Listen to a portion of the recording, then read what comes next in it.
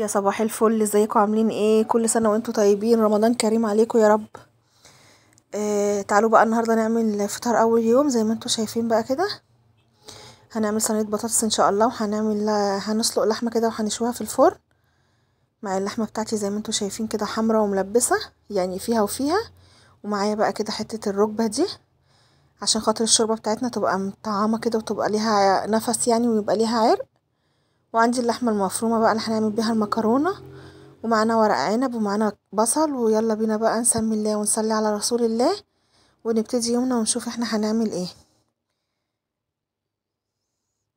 نقول بقى كده بسم الله الرحمن الرحيم، ونخش بقى ايه على طول على البوتاجاز. يلا بينا. اول حاجة بقى حطيت حلة كده عشان اسلق اللحمة، حطيتها كده سخنت جامد ونزلت بقى عليها كده بقطع اللحمة. هشوحها الاول قبل ما اسلقها، يعني عشان خاطر يبقى طعم الشوربة بتاعنا حلو. زي ما شايفين كده نزلت بقى بقطع اللحمة بتاعتي وحتة الركبة بتاعت الماسورة. وعندي حلة بقى كده حاطة فيها مية سخنة على النار عشان خاطر احط الشوربة تبقى سخنة. حطيت البصل والطماطم، هديها بس تقليبة كده وهغطي عليها شوية تتشوح. وهنزل بقى عليها بالمية المغلية. هحط بقى كمان شوية مية، هحطهم على البوتاجاز تاني تغلي عشان خاطر الشوربة. نيجي بقى هنا نعصج اللحمة، حطينا معلقة سمنة كده. خلاص الشوربة بتاعتنا على العين اهي بتستوي. هنحط بقى اللحمة بتاعتنا المفرومة، هفككها كده شوية من بعضها. وهنزل عليها بقى كده بالبصل، بصلاية مبشورة كده عادي، شوية ملح وشوية فلفل ورشة بهارات بسيطة، مش هحط اكتر من كده. احنا طبعا صايمين ومش عايزين بقى الاكل بتاعنا يبقى حامي. حط بس شوية فلفل الوان. هديها بقى تقليبة كده وهسيبها بقى مع نفسها.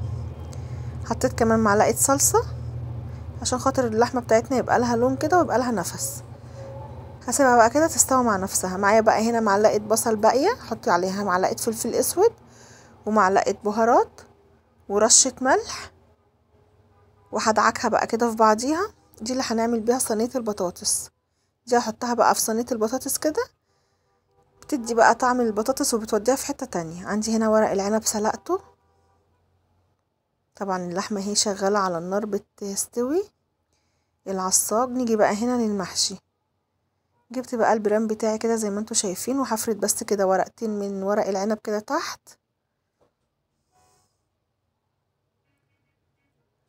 عشان خاطر اعمل بس قاعدة للمحشي بتاعي. حطيت بقى شرايح طماطم وشرايح بطاطس وفلفل وبصل، زي ما انت عايزة بقى. حطي بقى الخضار اللي انت عايزة تحطيه تحت كده في ارضية المحشي حطيه. خلاص كده عملنا قاعدة بقى للمحشي بتاعنا، نبتدي بقى نحشي. حطيت كمان بقى بقية البصل وبقية الفلفل. هديهم بقى رشة كده بسيطة فلفل اسود ورشة ملح.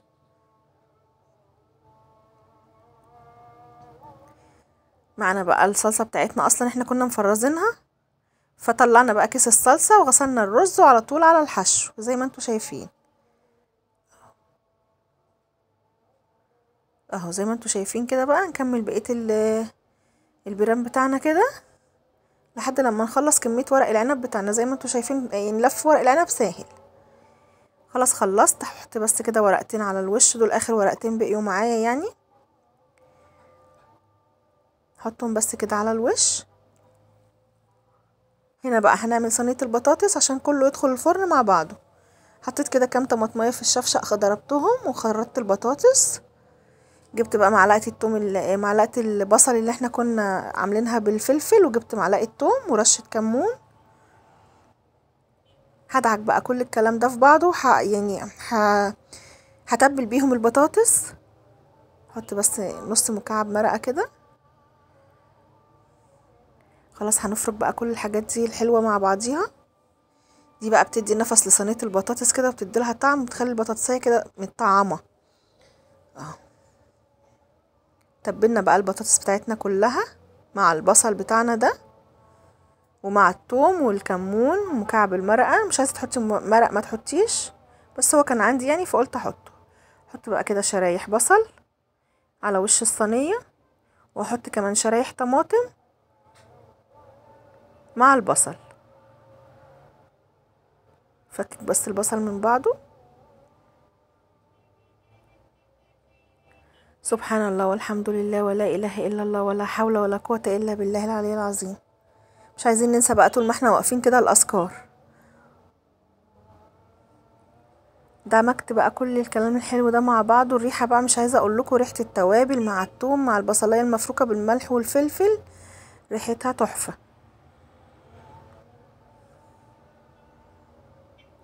بس اظبط شكل الصينيه. هنزل بقى بصلصه الطماطم. انا مش حاطه صلصه طماطم كتير عشان خاطر انا حاطه طماطم متقطعه سلايس، فمش عايزه تبقى يعني تبقى حمرا قوي، احنا منحبهاش حمرا قوي. حطيت كده شويه ميه بسيط عشان البطاطس تستوي. بصوا بقى اخر حبه رز بقيوا معايا، حطيتهم في نص فلفلايه صفرة كده. نيجي بقى هنا الشوربه بتاعتنا. بصوا لون الشوربه، بسم الله ما شاء الله اللهم بارك. شايفين؟ خدت بقى شويه شوربه ونزلت على المحشي. سويت بقى، بصوا يعني الشوربه يا دوبك مش مغطيه اخر صباع، عشان خاطر المحشي بتاعنا يستوي يبقى حلو ويبقى مفلفل ما يبقاش معجن في بعضه. غطيت بقى الطاجن بتاعي وهاخده على الفرن على طول. حطيت كمان صينيه البطاطس في الفرن. نيجي بقى نعمل صينيه المكرونه. حطينا ميه على النار فيها معلقه ملح، ما بحطش زيت طبعا عشان خاطر خلطه البشاميل اللي تمسك مع المكرونه. معايا هنا لتر حليب، احط عليه كيسين من البشاميل الجاهز كده على البارد. هو كل كيس بياخد لتر حليب، فانا حطيت لتر حليب وهحط الباقي شوربه اهو. بالمضرب بقى كده فضلت اقلب فيه على البارد كده لحد لما كله اتفكك وطلعت بيه على النار. هنزل بقى عليه كده بالشوربه بتاعتنا. هزود بقى الباقي شوربه لحد لما اوصل للقوام اللي انا عايزاه. ايدي فيها طبعا بحرك فيها ما بسيبهاش، يعني ايد بتصب الشوربه والايد التانية بتحرك، ما بسيبهاش نهائي لحد ما تربط معايا واخد منها القوام اللي انا عايزاه. المكرونه بتاعتنا طبعا خلاص اهيت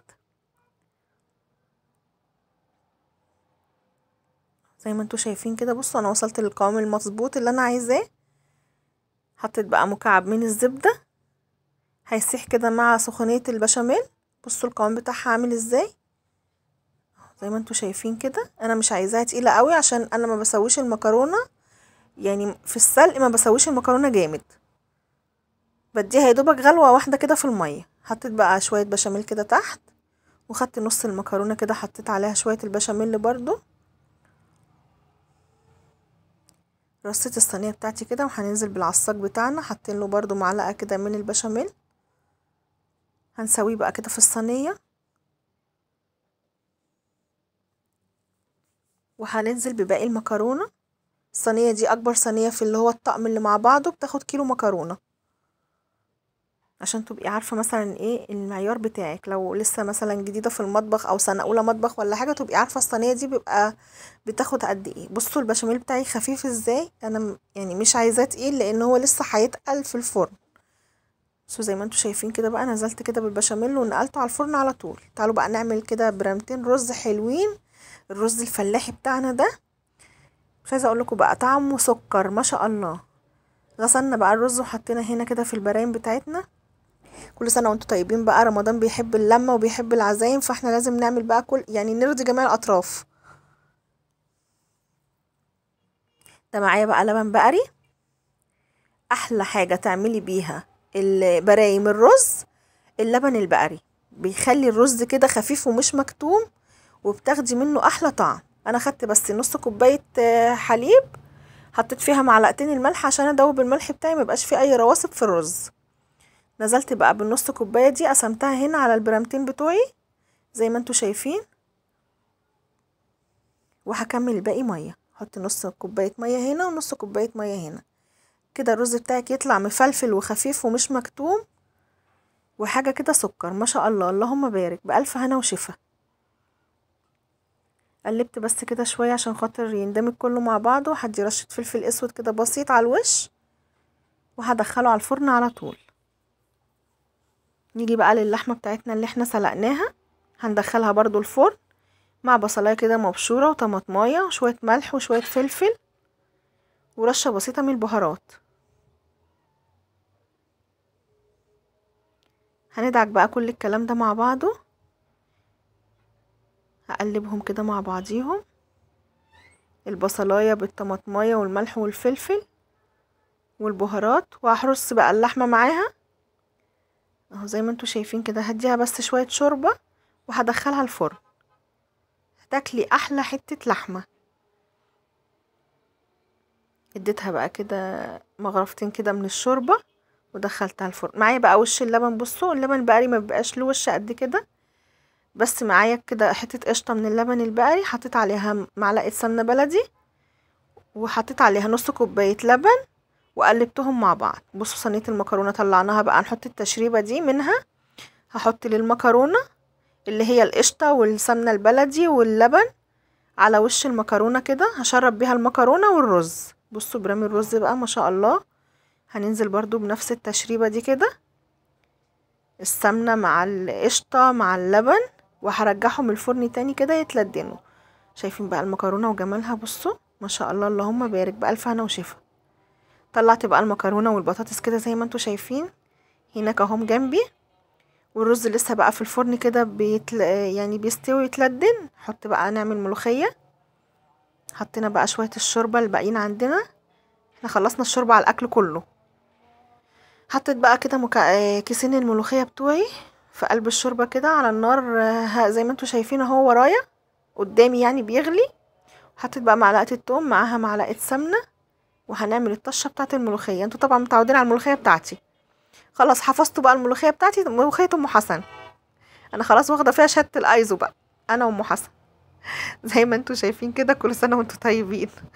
زي ما انتوا شايفين كده بقى عملنا الطشة بتاعتنا اهي، بألف هنا وشفا. الملوخية بتاعتنا زي السكر، دي ملوخية متفرزة.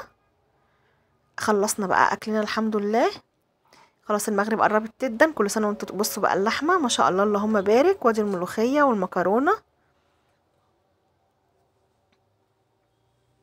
وادي البطاطس ومعانا الرز كمان، وادي الورق العنب، بألف هنا وشفا.